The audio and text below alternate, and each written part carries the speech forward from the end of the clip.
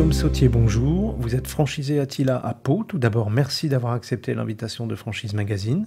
Merci Vincent, c'est un plaisir. Pouvez-vous nous en dire plus à propos de votre parcours professionnel avant d'intégrer l'enseigne Attila? Oui, bien sûr. Moi, j'ai 39 ans, j'ai fait des études dans le commerce et j'ai démarré ma carrière plutôt à l'international. Tout d'abord pour une petite société qui vendait des produits médicaux principalement en Afrique. Et puis, j'ai intégré un plus grand groupe qui faisait de l'assistance médicale et des rapatriements sanitaires, quelques prestations de sécurité. Et j'ai vécu à l'étranger pendant environ 11 ans entre l'Afrique, le Moyen-Orient et l'Asie. La dernière expérience avant de rejoindre Attila était en Birmanie, où je suis resté pendant 3 ans, où je dirigeais la filiale du groupe en question, qui compte à peu près une centaine de personnes avec toutes sortes de métiers. J'y faisais principalement du management, du développement commercial et de la gestion de business unit. Quel a été l'élément déclencheur qui vous a donné envie de vous lancer dans ce nouveau projet? Alors c'est un projet qui est à la fois évidemment professionnel et familial. Donc on était à l'étranger et on était en famille. On nourrissait le projet de rentrer en France. Tout cela s'est passé pendant la période du Covid et qui plus est, dans le cas présent, on avait connu des moments d'instabilité aussi en Birmanie. Et tout ça a fait qu'on avait voulu concrétiser le retour en France. Je ne me voyais pas reprendre une carrière de salarié. J'ai toujours eu envie d'entreprendre. J'ai d'ailleurs fait quelques cursus en école de commerce sur l'entrepreneuriat. Donc ça me trottait dans la tête depuis un petit moment. Et puis l'entrepreneuriat permet d'avoir un travail et une carrière engageante dans des villes où mon CV, disons, était plus employable dans des grandes métropoles. Et c'était pas ce que je souhaitais. Je voulais m'installer dans une ville un peu plus à taille humaine. Donc voilà, l'entrepreneuriat s'est imposé comme ça. On s'est lancé du coup il y a à peu près 1 an et demi et pour réaliser ce projet d'entrepreneur. Et qu'est-ce qui vous a séduit particulièrement dans l'enseigne Attila? Alors, tout d'abord, quand on cherche un petit peu sur les sites de franchise, etc., il faut essayer de regarder un métier qui va plaire, puisque il faut toujours réaliser que c'est pas un investissement financier qu'on fait, c'est un métier qu'on choisit. Et moi, ce qui m'a plu particulièrement chez Attila, c'est l'aspect technique. Je voulais un métier technique, je voulais un métier en B2B avec des professionnels. C'était de là que je venais, c'est ce que je sais faire et c'est ce que je voulais continuer à faire. Attila propose ça. Et en plus, le concept m'a parlé. J'étais persuadé qu'il était porteur, j'étais persuadé qu'il y avait un marché et que on était à l'abri avec ce concept-là d'un certain nombre de crises, etc. Et donc voilà, mon choix s'est porté au début là-dessus, je dirais, dans les phases initiales. Et puis après, évidemment, il y a eu les premiers contacts où on contacte les responsables du développement au niveau du franchiseur. Ces contacts se sont très bien passés, des discussions très riches. Et puis, plus j'ai creusé, plus j'ai discuté avec la tête de réseau, comme on dit, plus j'ai réalisé que c'était aussi une franchise qui avait des valeurs, qui était habitée par les gens qui y étaient et qui s'occupait de son réseau. Le fondateur est à la tête tous les jours du réseau et on sent qu'on peut progresser. On y parle souvent d'intelligence collective, c'est tout l'intérêt du réseau. Et voilà, j'ai vraiment retrouvé ça effectivement chez Attila. Comment avez-vous été formé et accompagné lors de votre arrivée au sein de l'enseigne? Alors, il y a une partie formation au démarrage. Donc, ça se passe dans les centres de formation Attila, hein, qui vont d'ailleurs au-delà de la formation du franchisé, hein. Il y a des formations pour les collaborateurs aussi ensuite. Dans mon cas, c'était à Montargis, mais ça pourrait évoluer aussi sur Lyon. Et là, on y balaye toutes sortes de sujets qui vont devenir les nôtres dans le quotidien de la franchise, aussi bien sur les aspects de management, la gestion, la connaissance du réseau, le métier, le logiciel qu'on nous propose, un volet technique aussi. Voilà, tout ça est une période assez intense et on nous prépare en général en promo. On parle souvent de promo, on est à plusieurs. Il y a un effet émulateur très positif et très bénéfique.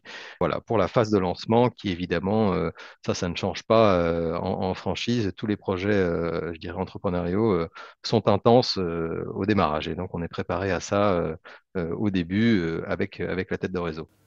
Quelles sont les conditions et les qualités requises pour devenir franchisé Attila? C'est les qualités, je dirais, de n'importe quel entrepreneur au départ. C'est-à-dire, il faut être capable de se sortir de sa zone de confort, il faut avoir un certain goût pour le risque, se lancer un petit peu dans l'inconnu, être prêt à se déstabiliser. Il faut être très positif, il faut y croire, il faut avoir envie de changer les choses, il faut avoir envie de construire. Il faut avoir une grande disponibilité personnelle et familiale au début, puisque voilà, les horaires vont être très longs. Dans le cas d'Attila particulièrement, il faut avoir un goût, je dirais, pour le monde du bâtiment, sans forcément l'avoir connu, hein. Moi, avec mon parcours, vous avez vu que j'en venais pas du tout. Et pourtant, il faut quand même avoir une petite appétence pour ce métier du bâtiment. C'est pas un métier classique du bâtiment, mais il faut quand même aimer un petit peu ça. Et puis surtout, aimer les gens, faut aimer faire du management, faut aimer l'humain, comme on dit souvent, puisque l'entreprise n'est faite finalement que de ça. On n'a pas de grosses machines, on n'a pas de brevets, on n'a pas de technologie, pas une start-up qui va se vendre à Google ou à Facebook dans le futur. On est aussi fort que nos hommes le sont. Et donc, si on n'a pas envie de gérer des hommes au quotidien, effectivement, c'est pas le bon endroit. Précisément, combien de personnes vous employez?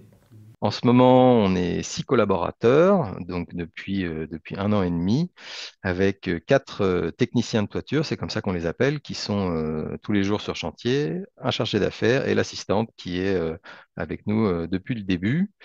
Et on est en train aussi de recruter un chargé de travaux qui va commencer dans les tout prochains jours.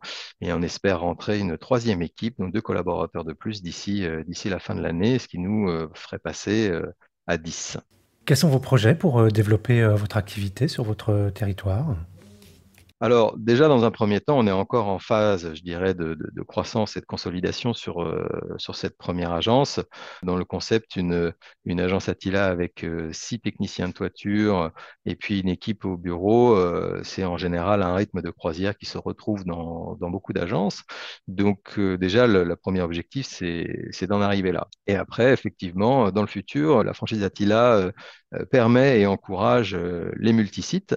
Donc, monter une agence à côté et remettre le couvert sur un territoire annexe, une deuxième agence. Donc, il faut effectivement passer ce cap-là. Et après, il n'est pas du tout rare dans le réseau d'avoir des franchisés qui, avec les années, ont développé une troisième agence. Et il y a même quelques projets de quatrième pour certains. Et pour finir, quels conseils vous pourriez donner à quelqu'un qui hésiterait à effectuer sa reconversion professionnelle pour se lancer comme vous? Alors, l'analyse, moi, que je fais de la franchise, je dirais, par rapport à d'autres formes d'entrepreneuriat, elle permet déjà à des gens de se lancer qui sont très orientés dans l'action, dans l'exécution. C'est par exemple mon cas. On n'est pas tous forcément des grands créatifs, ou on n'a peut-être pas forcément envie de passer par un long processus, je dirais, de création ex nihilo d'une société avec tout le concept, tout son marketing, etc. La franchise permet de prendre un concept qui a fait ses preuves et de rentrer très très vite dans l'exécution. Et en fait, au fond, ça permet de gagner un temps fou. En franchise, en tout cas, c'est mon cas, et mon cas n'est pas isolé, hein, c'est le cas de beaucoup de gens qui se sont lancés aussi avec Attila dernièrement ou il y a un peu plus longtemps. On développe quand même des sociétés assez rapidement, qui sont rentables assez rapidement. Donc ça, c'est quand même un vrai atout, je dirais, de la franchise. Et après, dans le temps un peu plus long, au-delà de la phase de lancement, eh ben, en franchise, on a des moments où on participe à quelque chose qui est plus grand que notre simple agence ou notre simple unité commerciale sur le terrain. On participe à des réunions, à des commissions pour essayer de faire avancer les choses collectivement. Et ça, c'est évidemment très, très plaisant. L'autre aspect plaisant aussi, c'est la relation qu'on peut avoir avec les autres franchisés, qui est, de mon expérience, extrêmement positive. Ça aide énormément quand même, quelle que soit la phase où on est, de pouvoir passer quelques coups de fil, demander des conseils. Je dirais, peu importe le niveau d'altitude du conseil demandé, c'est des gens qui font le même métier que vous, à un autre endroit. Ils ont les mêmes problèmes que vous. Voilà, ça aide énormément, encore une fois, à gagner en sérénité, gagner du temps et pouvoir être, je dirais, meilleur à ce qu'on fait plus vite. Guillaume Sautier, je vous remercie. Je rappelle que vous êtes franchisé Attila à Pau et que votre actualité est à retrouver notamment sur les sites Franchise Magazine et AC Franchise.